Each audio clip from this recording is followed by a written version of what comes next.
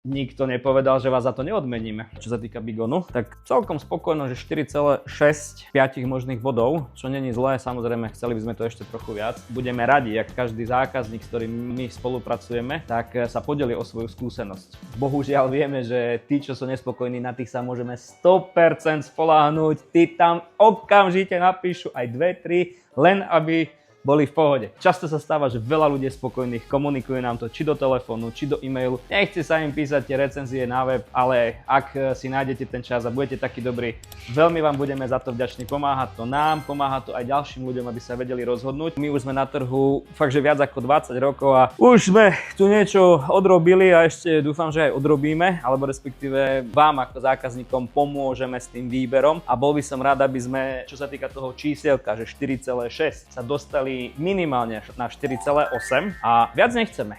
Nechceme byť dokonali. To poviem úplne, že otvorene, pretože ak by sme mali 5, to už by ste nám neverili.